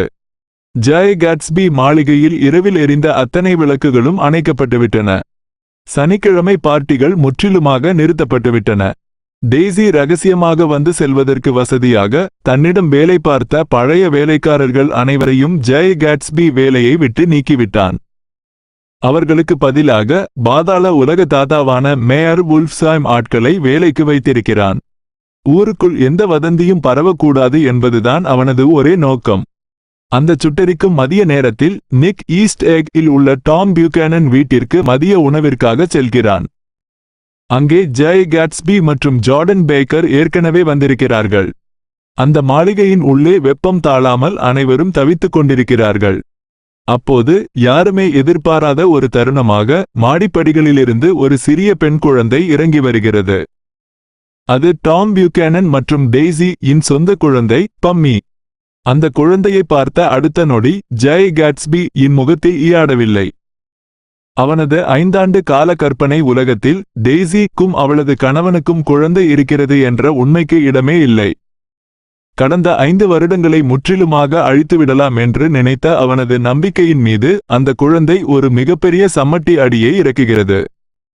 வெப்பம் தாழாமல் டெய்ஸி குழப்பத்தில் தவிக்கிறாள். அப்போது அவள் ஜாய் கேட்ஸ்பி இன் கண்களை நேருக்கு நேராக பார்த்து, நீங்கள் மிகவும் குளிர்ச்சியாக தெரிகிறீர்கள் என்று சொல்கிறாள். வார்த்தைகள் சாதாரணமாக இருந்தாலும் அவள் அதை சொன்ன விதம், அவளது கண்களில் இருந்த காதல் அங்கே ஒரு பெரிய பூகம்பத்தை உருவாக்குகிறது. தன்னுடைய மனைவி தன் கண் முன்னாலேயே இன்னொருவனை பார்த்து காதலை வெளிப்படுத்துவதை டாம் பியூகானன் கவனித்து விடுகிறான். அவனது கண்கள் கோபத்தில் சிவக்கின்றன. உடனே அதிர்ச்சியையும் கோபத்தையும் மறைத்துக்கொண்டு, நாம் அனைவரும் இப்போது நியூயார்க் நகரத்திற்கு போவோம், வாருங்கள் என்று அதிகாரமாக கத்துகிறான். அனைவரும் வெளியே வருகிறார்கள். இங்கே ஒரு வாகன மாற்றம் நடக்கிறது. டாம் பியூகானன் வேண்டுமென்றே ஜாய் கேட்ஸ்பி இன் அந்த தங்கம் போல ஜொலிக்கும் மஞ்சள் நிற காரை தான் ஓட்டுவதாக சொல்கிறான். அவனுடன் நிக் மற்றும் ஜார்டன் பேக்கர் ஏறிக்கொள்கிறார்கள். தன்னுடைய நீல நிற காரில் ஜாய் கேட்ஸ்பி மற்றும் டெய்ஸியை ஏற்றி அனுப்புகிறான். டாம் பியூகானன் ஓட்டிச் செல்லும் மஞ்சள் நிற கார் அந்த இருண்ட சாம்பல் படிந்த வேலி ஆஃப் ஆஷஸ் பகுதியை கடக்கும்போது பெட்ரோல் போடுவதற்காக ஜார்ஜ் வில்சன் இன் கடையின் முன்பு நிற்கிறது. ஜார்ஜ் வில்சன் மிகவும் உடல் நலம் குன்றி ஒரு பிணத்தைப் போல காணப்படுகிறான். அவன் டாம் பியூகானன் இடம் எனக்கு அவசரமாக பணம் தேவை, என் மனைவியை அழைத்துக் கொண்டு நான் மேற்கு பகுதிக்கு செல்லப் போகிறேன் என்று பரிதாபமாக கூறுகிறான். தன்னுடைய மனைவி மேட்டில் வேறு யாருடனோ கள்ளத் தொடர்பில் இருக்கிறாள் என்பதை ஜார்ஜ் வில்சன் கண்டுபிடித்துவிட்டான். அதனால் அவளை வீட்டின் மாடியில் பூட்டி வைத்திருக்கிறான். ஆனால் அவள் யாருடன் தொடர்பில் இருக்கிறாள் என்ற உண்மை அவனுக்கு தெரியாது. அந்த மாடி ஜன்னல் வழியாக மேட்டில் கீழே பார்க்கிறாள். டாம் பியூகானன் ஒரு மஞ்சள் நிற காரில் வந்திருப்பதையும் அவனுக்கு பக்கத்தில் அமர்ந்திருக்கும் ஜார்டன் பேக்கர் ஐ அவனது மனைவி டெய்சி என்றும் அவள் தவறாக நினைத்துக் கொள்கிறாள். டாம் பியூகானனுக்கு இப்போது ஒரே நேரத்தில் இரண்டு மிகப்பெரிய பேரதிர்ச்சிகள். ஒரு பக்கம் அவனது சொந்த மனைவி அவனை விட்டு போக தயாராகிவிட்டாள். இன்னொரு பக்கம் அவனது கள்ளக்காதலியும் அவனை விட்டு வெகு தூரம் செல்லப் போகிறாள். கோபத்தின் உச்சிக்கு சென்ற டாம் பியூகானன் காரை வெறித்தனமாக ஓட்டிக்கொண்டு நியூயார்க் நகரத்தில் உள்ள பிளாசர் ஹோட்டல் இக்கு செல்கிறான். அனைவரும் பிளாசர் ஹோட்டல் இன் ஒரு சிறிய அறையை வாடகைக்கு எடுக்கிறார்கள். அறைக்குள் மூச்சு முட்டும் புழுக்கம். அங்கே டாம் பியூகானன் கும் ஜாய் கேட்ஸ்பி கும் இடையே ஒரு மாபெரும் உளவியல் யுத்தம் தொடங்குகிறது. டாம் பியூகானன் மிக நேரடியாக, என் மனைவியின் வீட்டில் என்ன செய்து கொண்டிருக்கிறாய்? நீ ஒரு சாதாரண கள்ளக்கடத்தல்காரன், போலி மருந்து கடைகளை வைத்து சட்டவிரோதமாக பணம் சம்பாதிக்கும் ஒரு கிரிமினல் என்று ஜாய் கேட்ஸ்பி இன் உண்மையான முகத்தை டெய்சி இன் முன்னால் சுக்குநூறாக கிழித்தெறிக்கிறான். உடனே ஜாய் கேட்ஸ்பி ஆவேசமாக, உன் மனைவி உன்னை ஒருபோதும் காதலிக்கவே இல்லை. அவள் என்னை மட்டும்தான் காதலிக்கிறாள். இப்போதே அவளை கேள் என்று சவால் விடுகிறான். அவன் டெய்சி யை பார்த்து, நீ அவனை ஒருபோதும் நேசிக்கவில்லை என்று சொல் என்று வற்புறுத்துகிறான். ஆனால் டெய்சி கதறி அழத் தொடங்குகிறாள். அவளால் பொய் சொல்ல முடியவில்லை. நான் உன்னை இப்போதும் காதலிக்கிறேன். ஆனால் ஒரு காலத்தில் நான் அவனையும் காதலித்தேன். நான் இருவரையுமே காதலித்தேன் என்று கண்ணீரோடு சொல்கிறாள். நான் அவனையும் காதலித்தேன் என்ற அந்த ஒற்றை வாக்கியம் ஜாய் கேட்ஸ்பி இன் நெஞ்சில் ஈட்டியைப் போல பாய்கிறது. கடந்த 5 வருடங்களாக எந்த ஒரு பெண்ணை ஒரு தேவதையாக, ஒரு பரிசுத்தமான ஒளியாக தன் நெஞ்சில் சுமந்தானோ அந்த பெண் உடைந்து சரிவதை அவனால் தாங்கிக் கொள்ள முடியவில்லை. மேலும் ஜாய் கேட்ஸ்பி ஒரு சட்டவிரோத கிரிமினல் என்ற உண்மை தெரிந்தவுடன் டெய்சி இன் மனம் மெல்ல மெல்ல அவனிடமிருந்து விலகி தன்னுடைய கணவனின் அந்தஸ்தையும் பணத்தையும் நோக்கி தஞ்சம் புகுகிறது. டாம் பியூகானன் தான் வெற்றி பெற்றுவிட்டோம் என்ற இருமாப்பு வந்துவிடுகிறது. அவன் மிக திமிராக, நீங்கள் இருவரும் அந்த மஞ்சள் காரிலேயே திரும்பி போங்கள்.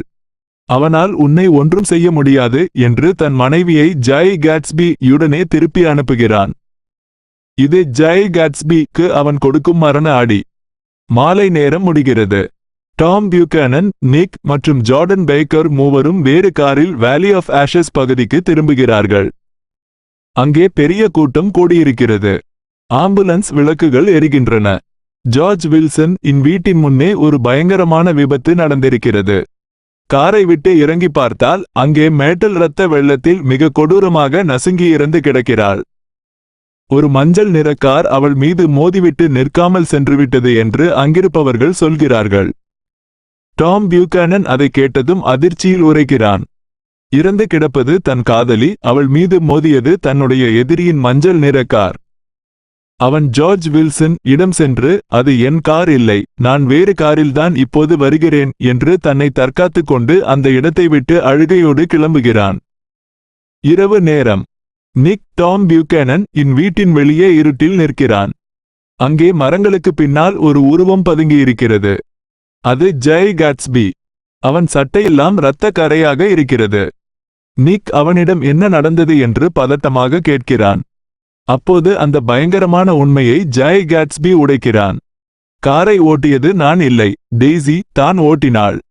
நரம்புகள் தளர்ந்து குழப்பத்தின் உச்சத்தில் இருந்த அவள் எதிரே வந்த மேட்டல் மீது காரை மோதிவிட்டாள். ஆனால் நாளை போலீஸ் வரும்போது நான் தான் காரை ஓட்டினேன் என்று பழியை என் மீது ஏற்றுக்கொள்ளப் போகிறேன் என்று மிக அமைதியாகச் சொல்கிறான். தான் உயிராக நேசிக்கும் பெண்ணை காப்பாற்ற அவள் செய்த கொலையை தன் தலைமீது சுமக்க அவன் தயாராகிவிட்டான். அவன் நிக் இடம் உள்ளே சென்று டாம் பியூகானன் அவளை ஏதாவது செய்கிறானா என்று பார்த்து வா என்று கெஞ்சுகிறான். நிக் ஜன்னல் வழியாக வீட்டின் உள்ளே எட்டி பார்க்கிறான். அங்கே உள்ளே டாம் பியூகானன் மற்றும் டெய்சி இருவரும் சமையலறையில் ஒரு மேஜையின் எதிரெதிரே அமர்ந்து அமைதியாக வறுத்த கோழியை சாப்பிட்டுக் கொண்டிருக்கிறார்கள். அவர்களின் முகத்தில் எந்த ஒரு குற்ற உணர்ச்சியும் இல்லை. அவர்கள் இருவருமே பணத்திமிரிலும் சுயநலத்திலும் ஊறியவர்கள். அவர்கள் ஒருவரையொருவர் காப்பாற்றிக் கொள்ள ஒரு இரகசிய திட்டம் தீட்டிக் கொண்டிருக்கிறார்கள். இந்த துரோகம் எதுவுமே தெரியாமல் வீட்டின் வெளியே அந்த இருண்ட குளிரில் தன் வாழ்நாள் முழுவதும் நேசித்த ஒரு பொய்யான கனவை காவல் காப்பதற்காக ஜெய் காட்ஸ்பி தனிமையில் நின்று கொண்டிருக்கிறான். உள்ளே ஒரு பெண் தன் சுயநலத்துக்காக கணவனோடு சமரசமாகிவிட்டாள். வெளியே ஒரு பைத்தியக்கார காதலன் அவளுக்காக தன் வாழ்க்கையையே பணயம் வைத்து காத்துக் கொண்டிருக்கிறான்.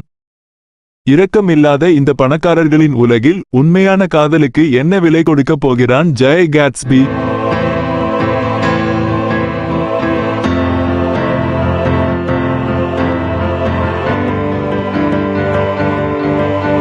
அந்த விபத்து நடந்த பயங்கரமான இரவு முடிந்த விடியற்காலை. நிக் ஆல் இரவு முழுவதும் ஒரு நொடி கூட கண்ணை மூடி தூங்க முடியவில்லை.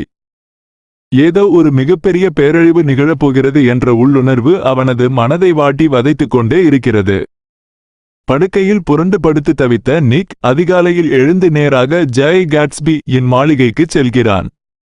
அந்த பிரமாண்டமான அரண்மனை இப்போது ஒரு பாழடைந்த கல்லறையைப் போல காட்சியளிக்கிறது. முன்வாசல் கதவுகள் திறந்தே கிடக்கின்றன. உள்ளே இருக்கும் பிரமாண்டமான அறைகளில் இருளும் ஒருவிதமான மனசோர்வும் படிந்திருக்கிறது. அங்கே அந்த பெரிய வரவேற்பறையில் ஒரு சோபாவில் மிகச் சோர்வாக அமர்ந்திருக்கிறான் ஜெய் காட்ஸ்பி. அவனது கண்களில் இருந்த அந்த வசீகரமான வெளிச்சம் இப்போது முற்றிலுமாக அணைந்துவிட்டது. இரவு முழுவதும் டெய்சி இன் வீட்டின் வெளியே அவளுக்காக காவல் காத்துவிட்டு விடியற்காலையில்தான் அவன் திரும்பியிருக்கிறான். ஆனால் அவள் ஒருமுறை கூட வீட்டை விட்டு வெளியே வரவுமில்லை, அவனுக்கு ஒரு சின்ன சைகை காட்டவுமில்லை. தன்னுடைய 5 ஆண்டு கால கனவு தவிடுபொடியாகிவிட்டதை அவனது இதயம் மெல்ல மெல்ல உணரத் தொடங்கியிருக்கிறது. ஆனாலும் அவனது மனம் அந்த உண்மையை ஏற்றுக்கொள்ள மறுக்கிறது. அந்த அதிகாலை பொழுதில் நிக் இடம் தன் நெஞ்சில் புதைத்து வைத்திருந்த அத்தனை உண்மைகளையும் எந்த ஒளிவு மறைவும் இல்லாமல் கொட்டி தீர்க்கிறான் ஜெய் காட்ஸ்பி. 5 வருடங்களுக்கு முன் லூயிவில் நகரத்தில் ஒரு சாதாரண சல்லிக்காசு இல்லாத இராணுவ வீரனாக இருந்த தான் எப்படி அந்த பிரமாண்டமான பணக்கார தேவதையான டெய்சியை நெருங்கினேன் என்ற கதையை மிக உருக்கமாகச் சொல்கிறான். நான் அவளிடம் என்னை ஒரு பெரிய பணக்கார குடும்பத்தைச் சேர்ந்தவன் என்று பொய் சொல்லிவிட்டேன். அவளது அந்தஸ்துக்குச் சமமானவன் என்று அவளை நம்ப வைத்துவிட்டேன். அவளது அந்த ஆடம்பரமான உலகமும் அவளது வீட்டின் பிரமாண்டமும் என்னை ஒரு மாயைக்குள் தள்ளிவிட்டது. நான் அவளை ஏமாற்றிவிட்டேன் என்பது எனக்கு தெரியும். ஆனால் அவளை நான் உயிராக வெறித்தனமாக காதலித்தேன். போர் என்னை அவளிடமிருந்து பிரித்துவிட்டது. அவளால் எனக்காக காத்திருக்க முடியவில்லை. அவளுக்கு ஒரு பாதுகாப்பு தேவைப்பட்டது. அதை டாம் பியூகானன் அவளுக்கு கொடுத்தான்.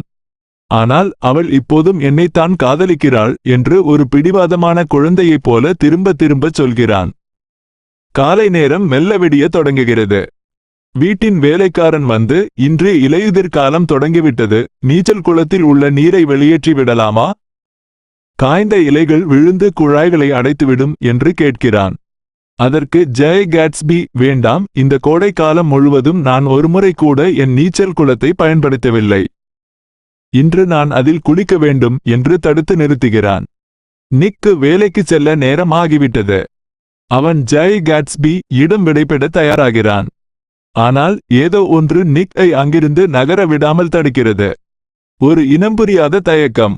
அவன் பலமுறை விடைபெற்று செல்ல முயன்றும் மீண்டும் மீண்டும் திரும்பி பார்க்கிறான். இறுதியாக அந்த வீட்டின் படிகளில் இறங்கி செல்லும் போது நிக் திரும்பி பார்த்து தன் வாழ்நாளில் முதல் முறையாக சத்தமாக ஒரு வார்த்தையைச் சொல்கிறான். அவர்கள் அத்தனை பேரும் அழுகிப்போன ஒரு மோசமான கூட்டம். அந்த ஒட்டுமொத்த கூட்டத்தையும் ஒன்றாகச் சேர்த்தால் எவ்வளவு மதிப்பு வருமோ அதைவிட நீ ஒருவன் மட்டும் பல மடங்கு மேலானவன். நிக் சொன்ன அந்த வார்த்தைகளை கேட்டதும் ஜெய் காட்ஸ்பி இன் சோர்வடைந்த முகத்தில் ஒரு பிரகாசமான கம்பீரமான புன்னகை மலர்கிறது. அவனது குற்றங்கள், சட்டவிரோதமான செயல்கள் அனைத்தையும் தாண்டி அவனுக்குள் இருந்த அந்த மாபெரும் காதல் எவ்வளவு புனிதமானது என்பதை நிக் அங்கீகரித்துவிட்டான். இதுதான் நிக் அவனிடம் பேசிய கடைசி வார்த்தை. இப்போது கதைக்களம் அந்த இருண்ட வேலி ஆஃப் ஆஷஸ் பகுதிக்கு மாறுகிறது. அங்கே ஜார்ஜ் வில்சன் தன் மனைவி மேர்ட்டில் இன் கொடூரமான மரணத்தை நினைத்து பைத்தியம் பிடித்தவனைப் போல விடிய விடிய அழுது கொண்டிருக்கிறான்.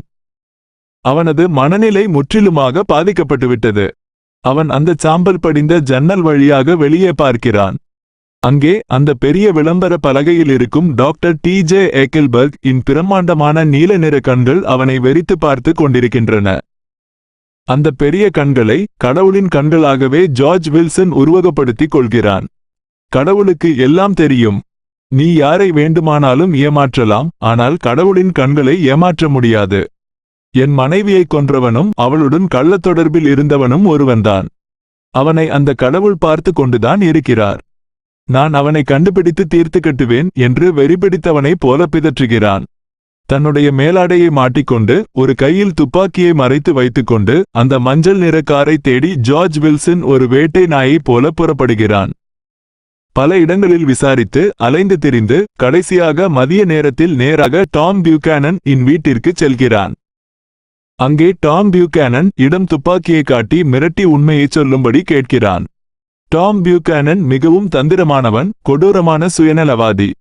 தான் மாட்டிக்கொள்ளக்கூடாது என்பதற்காகவும் தன் மனைவியின் ரகசியம் வெளியே தெரிந்துவிடக்கூடாது என்பதற்காகவும் அந்த மஞ்சள் கார் ஜாய் கேட்ஸ்பி என்பவனுடையது. அவன்தான் உன் மனைவியை கொன்றவன் என்று பழியை அப்படியே ஜாய் கேட்ஸ்பி இன் மீது சுமத்திவிட்டு தப்பித்துக் கொள்கிறான். பிற்பகல் 2 மணி. வெஸ்ட் எக் இல் உள்ள அந்த பிரம்மாண்டமான மாளிகை மிகவும் அமைதியாக இருக்கிறது.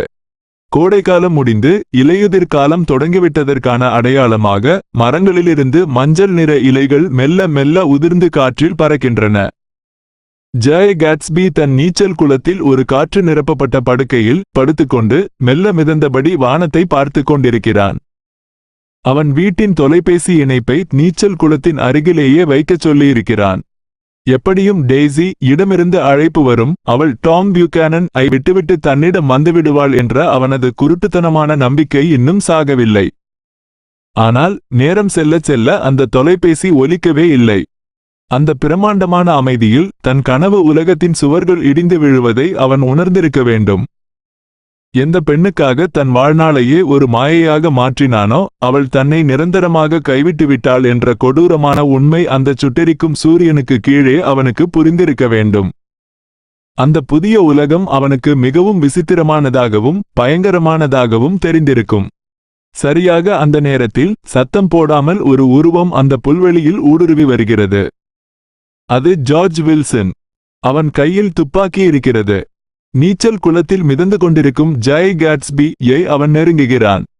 இலைகள் உதிர்ந்து கொண்டிருக்கும் அந்த அமைதியான பிற்பகலில் திடீரென்று ஒரு பயங்கரமான துப்பாக்கி சுடும் சத்தம் அந்த மாளிகை முழுவதையும் அதிரச் செய்கிறது. அடுத்த சில நொடிகளில் இன்னொரு சிறிய துப்பாக்கி சத்தமும் கேட்கிறது. நிக் மற்றும் வேலைக்காரர்கள் பதறிப்போய் நீச்சல் குளத்தை நோக்கி ஓடி வருகிறார்கள். அங்கே நீச்சல் குளத்தின் நீர் மெல்ல மெல்ல சிவப்பாக மாறிக்கொண்டிருக்கிறது. காற்று நிரப்பப்பட்ட அந்த படுக்கை தடம் புரண்டு இரத்தம் கலந்த அந்த தண்ணீரில் தள்ளாடியபடி மிதக்கிறது. ஜாய் கேட்ஸ்பி இன் உடல் அந்த நீச்சல் குளத்தில் உயிரற்று கிடக்கிறது. சற்று தள்ளி புல்வெளியில் ஜார்ஜ் வில்சன் தன்னை தானே சுட்டுக்கொண்டு பிணமாக கிடக்கிறான். கோடிக்கணக்கான ரூபாய், அசுரத்தனமான ஆடம்பரம், அதிகாரத்தின் உச்சி என அனைத்தையும் தன் காலடியில் வைத்திருந்த ஒரு மனிதனின் வாழ்க்கை யாருடைய பாவத்தையோ தன் தோளில் சுமந்து கொண்டு ஒரு அனாதையைப் போல, ஒரு குற்றவாளியைப் போல இந்த நீச்சல் குளத்தில் இரத்த வெள்ளத்தில் முடிந்துவிட்டது. உலகத்தையே காதலித்த ஒருவனுக்கு இறுதியில் துரோகமும் மரணமும் மட்டும்தான் பரிசளிக்கப்பட்டிருக்கிறது. தன் வாழ்நாள் முழுவதையும் ஒரு பொய்யான ஒளியை தேடி ஓடிய அந்த மனிதனின் ஆன்மா இப்போது நிரந்தரமான இருளுக்குள் சென்றுவிட்டது. ஜாய் கேட்ஸ்பி இன் மரணம் ஊர் முழுவதும் காட்டுத்தீ போல பரவுகிறது. அடுத்த சில மணி நேரங்களிலேயே அந்த பிரம்மாண்டமான மாளிகைக்குள் போலீஸ்காரர்களும் துப்பறியும் நிபுணர்களும் பத்திரிகை நிருபர்களும் ஒரு பிணத்தை தின்னும் கழுகு கூட்டத்தைப் போல வந்து குவிகிறார்கள். ஒவ்வொரு பத்திரிகையிலும் அவனை பற்றி மிக கொடூரமான கற்பனையான செய்திகள் முதல் பக்கத்தில் அச்சிடப்படுகின்றன. ஜார்ஜ் வில்சன் ஒரு பைத்தியக்காரன் என்றும் ஏதோ ஒரு முன்விரோதத்தால் இந்த கொலை நடந்திருப்பதாகவும் செய்திகள் தெரிவிக்கப்படுகின்றன. மேட்டல் இன் கள்ள தொடர்பு பற்றிய உண்மை போலீசுக்கு தெரிந்தாலும் அவளது சகோதரி கேத்ரீன் தன் மானத்தை காப்பாற்றிக் கொள்வதற்காக என் சகோதரிக்கு அப்படி எந்த தொடர்பும் இல்லை என்று அழுது நாடகமாடி உண்மையை முற்றிலுமாக புதைத்து விடுகிறாள். ஒட்டுமொத்த பழியும் இப்போது அனாதையாக கிடக்கும் ஜாய் கேட்ஸ்பி இன் தலையில் நிரந்தரமாக சுமத்தப்படுகிறது. இந்த கூட்ட நெரிசலிலும் பொய்களின் நடுவிலும் நிக் கேரவே மட்டும்தான் ஜாய் கேட்ஸ்பி காக பேசும் ஒரே உண்மையான மனிதனாக நிற்கிறான். அவனது இறுதிச் சடங்குகளை பார்த்து கொள்ள அவனது குடும்பத்தினர் யாருமே அங்கே இல்லை. அதனால் நிக் அந்த பொறுப்பை தன் தோளில் சுமக்கிறான். எப்படியாவது டெய்ஸியை தொடர்பு கொண்டு இந்த மரணச் செய்தியை சொல்லிவிட வேண்டும் என்று நிக் பதட்டத்தோடு டாம் பியூகானன் வீட்டிற்கு தொலைபேசியில் அழைக்கிறான். ஆனால் மறுமுனையில் ஒரு வேலைக்காரன் போனை எடுத்து அவர்கள் 2 பேரும் தங்கள் பெட்டிகளை கட்டிக்கொண்டு ஊரை விட்டே போய்விட்டார்கள்.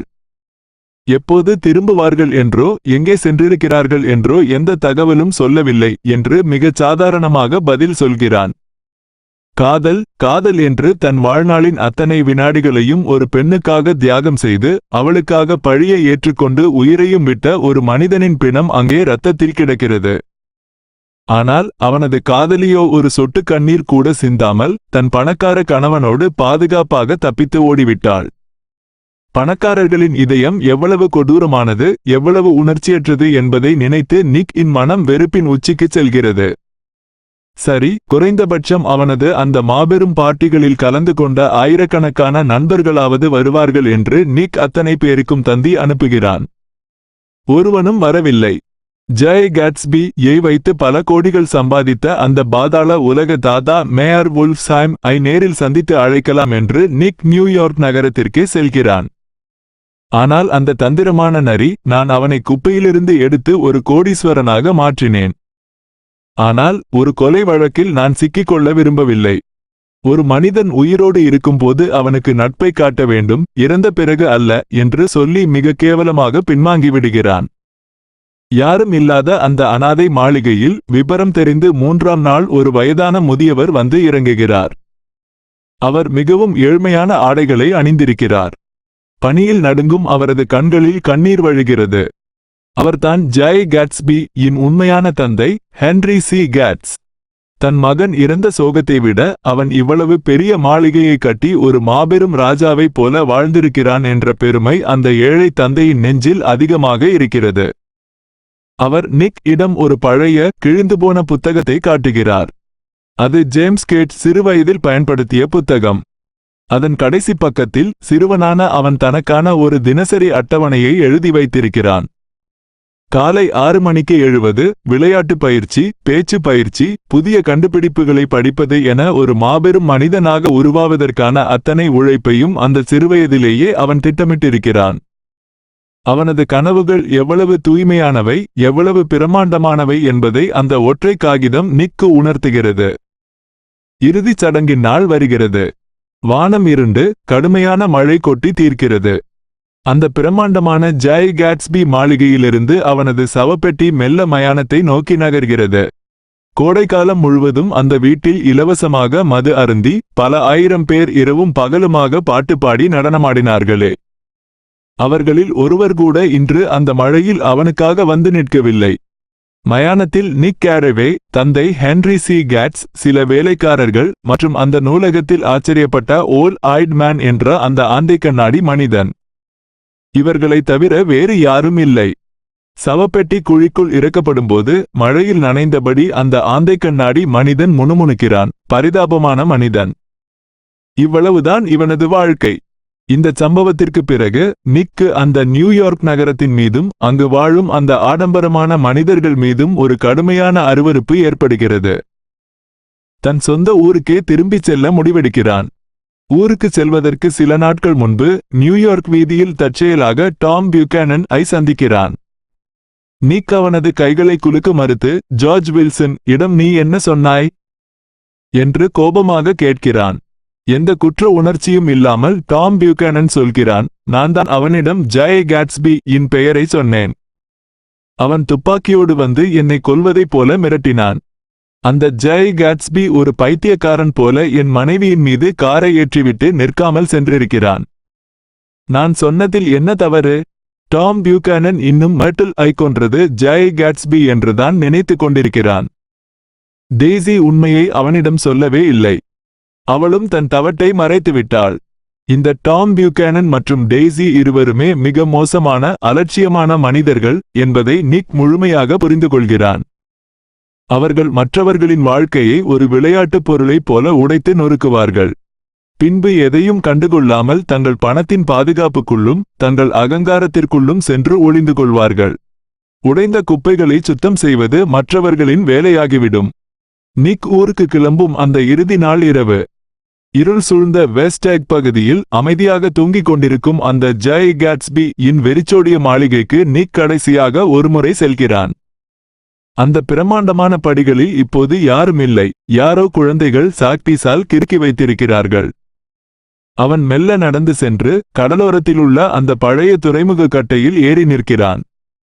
அங்கே இருட்டில் அலைகள் மெல்ல அடித்துக் கொண்டிருக்கின்றன. அவன் கடலுக்கு அந்த பக்கம் ஈஸ்ட் எக் ஐ பார்க்கிறான். இப்போது அங்கே எந்த பச்சை நிற விளக்கும் எரியவில்லை. அது வெறும் இருட்டு மட்டும்தான். ஆனால் அந்த பச்சை நிற விளக்கை பார்த்ததும் ஜாய் கேட்ஸ்பி இன் கண்களில் மின்னிய அந்த மாபெரும் நம்பிக்கை நிக் இன் நினைவுக்கு வருகிறது. அந்த பச்சை விளக்கு என்பது வெறும் டெய்சி இன் வீடு அல்ல. அது ஒவ்வொரு மனிதனும் தன் வாழ்க்கையில் ஏங்கி தவிக்கும் ஒரு ஒளிமயமான எதிர்காலம். நாம் எல்லோரும் அந்த பச்சை ஒளியை நோக்கித்தான், அந்த அழகிய எதிர்காலத்தை நோக்கித்தான் கடந்த காலம் என்ற நீரோட்டத்தை எதிர்த்து நீந்திக் கொண்டிருக்கிறோம். எவ்வளவுதான் அலைகள் நம்மை பின்னோக்கி இருண்ட கடந்த காலத்திற்குள் தள்ளிவிட்டாலும் நம்முடைய படகுகள் அந்த ஒளியை நோக்கியே ஓடிக்கொண்டிருக்கின்றன. ஜாய் கேட்ஸ்பி என்ற ஒரு ஏழை விவசாயி அந்த ஒளியை துரத்தி ஒரு சாம்ராஜ்யத்தையே உருவாக்கினான். அவன் தோற்றுப்போயிருக்கலாம், அவனது கனவு பொய்யாக இருந்திருக்கலாம். ஆனால் அந்த கனவின் மீது அவன் வைத்திருந்த அந்த அசுரத்தனமான நம்பிக்கையும் காதலும் என்றென்றைக்கும் அழியாத ஒரு மாபெரும் காவியம் அல்லவா?